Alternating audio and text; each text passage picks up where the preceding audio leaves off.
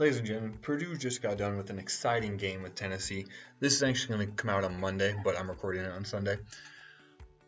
We're going to look at how Purdue got to the Final Four. So they got there essentially through the same method. They ran some variants to get there. However, we're going to look at each round and see essentially how they guarded Zach Edey and what was effective and what wasn't, and how this applies to what I thought was the only way to beat him, as I stated at my very beginning video of how to beat Purdue, which I'll also link here at the end. Let's go. Alright, so the first thing is we're looking at Grambling State first, and frankly Grambling State is probably a little outmatched, period. However, we still can learn some things from how they guarded. So boom, little pick and roll, Zach Edey is rolling to the rim. There's no one tagging him, there's no one really there. There's obviously way too little attention given to him. Okay, example number 2, ball gets swung around, they get the ball into Purdue with the other big that's noteworthy now. Okay, one-on-one is no. Frankly, there's probably no one that you can simply play one-on-one like this and allow it to exist. Maybe, I don't know. Very few players across the earth, across D1 college basketball that you can put one-on-one and have a decent chance, and Grambling State definitely doesn't have that post player. So this is not going to win you ball games against Purdue. Alright, so then we go to the Utah State, and I thought Utah State actually, they began the game, I think, really well with a clever strategy on offense and defense. Okay, so we can see the ball get entered into Zach Edey, almost immediately stunt there, but then a double does come right away. However, the issue is there's miscommunication. I mean, you don't talk about this in practice, etc. The next rotation isn't there, so you just leave the other post player to double, and 10 would be the next rotation. He's nowhere in the picture, so it's an easy dunk for the other post player. So maybe right idea, but very poor execution.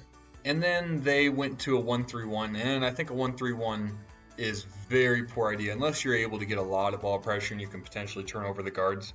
But if you're giving Zach Edey this much space to work with, that's trouble, especially with good shooters in the perimeter.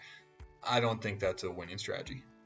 And then this represents, again, closer to what I think is the ideal here. Okay, so we get the immediate double team, which I think is the right play. Okay, but then you got to have the backside rotation again, isn't there? You got to have somebody that takes away the cutter. There's got to be a low man here that helps with whatever the help is, then you can rotate out of it. And so this, I think, is the reason why it's good, because, I mean, Zach Edey's a good passer, but he's not like Nikola Jokic down there. It's going to be a lower percentage overall possession if you force him to be a passer than a shooter. So you can get a hand on it, something like that. But the rotation was a little bit slow there. But this represents, I think, the closer thing to it. It's just I don't think Utah State possessed enough firepower on offense to compete with it. And they actually ran into a lot of trouble, frankly, when Zach Edey was out of the game as well. Purdue was getting pretty good shots just running their base offense without Zach Edey, frankly. So, I mean, that's an issue as well.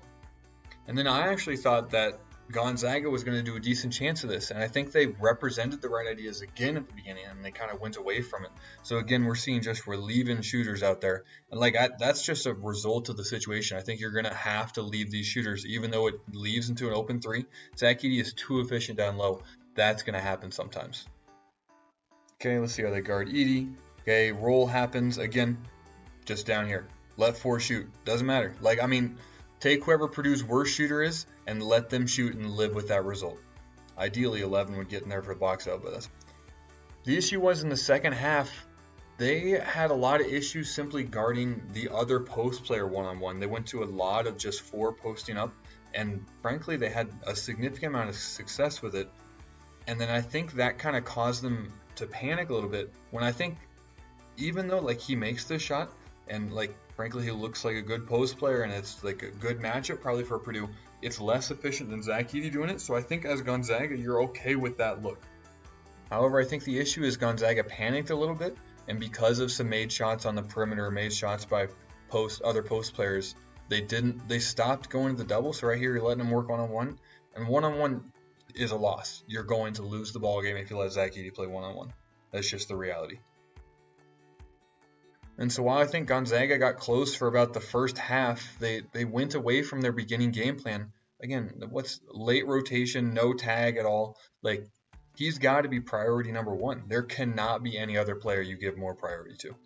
And then we go to today or yesterday's game in the Elite Eight, and we see Tennessee gave a huge priority to early. So we can see the double, we can see lots of help, lots of traffic. Okay. As the ball gets in there, we see immediate double comes. And that's when good things happen. Legitimately, that's when good things happen. I do think that Matt Painter doesn't get enough credit for devising sets that create Zach Edey's open shots. Like, people don't recognize that enough. But again, we can see like this, like everyone's up here, but the goal isn't to get a perimeter shot. The goal is to get Zach Edey one-on-one, and it creates such a difficult area because everyone is so far away. Like, I don't know why Tennessee's denying. I mean, maybe that's part of their game plan, I'm sure, but like, if you can't get a steal up here, then you got to get back here because you can't let Zach Edey go one-on-one. If you have the double team coming from all the way on the perimeter, like, it's going to be too long. Zach Edey's going to have too much time to get a good look and frankly get a foul potentially as well. And then we go to the second half, and Purdue actually went to like a Spain pick and roll quite a bit. And I think it's good idea for Purdue, but again, if Tennessee is just prioritizing Edey a crazy amount, like if you have this player, what is he coming down here to help Smith, and then he tries to turn and take a charge? He's got to go immediately to where Zach Edey is coming downhill. Like, he's got to bump him from the get-go. He's got to meet him like at this elbow, a little bit extended from the elbow. And frankly, maybe this player's got to immediately go there as well. But you can't try and meet him near the rim. Like, I mean, I guess the idea of taking a charge is fine, but like Zach Edey, like he sees that all day. And he's very rarely just out of control. And so I don't think that is the... In our final possession, again, we can see good spacing, makes it difficult. But Tennessee, again, I think teams kind of tend to get, after you see a three go out from the perimeter, you kind of like get a little more hesitant and double. But I think you just got to fully commit, man. Because like one-on-one Zach Edey, no one is stopping him. I don't care whether this is their third string post player, let alone like your first string post player isn't going to stop him one-on-one, let alone your third string post player. And so Rick Barnes talked about it, like the idea of like trying to keep Zach Edey guessing when they're coming or not. Like, don't keep him guessing. Just have him think that you're coming every single time because that you're coming every single time. Like, it's like you can't win ball games if Zach Edey is scoring 20 to 30 points a game. You got to keep him under 15 or else you do not win. You simply do not win. But in general, a great game. Purdue played really well. I thought Tennessee, frankly, played really well for the first 34 minutes of the game and then kind of struggled a little bit. But overall, Purdue has been very, very dominant in this tournament, and Zach Edey's been very, very dominant and got a great complement of players surrounding him.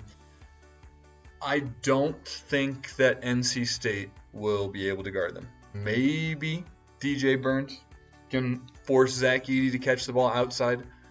But I'm going to lean towards unable to do that. However, I'm curious, and what I really would love to see is if you see a UConn, frankly, UConn or Alabama versus Purdue, I think that would be an exciting game up and down. And Connecticut and Purdue have been so dominant throughout the year.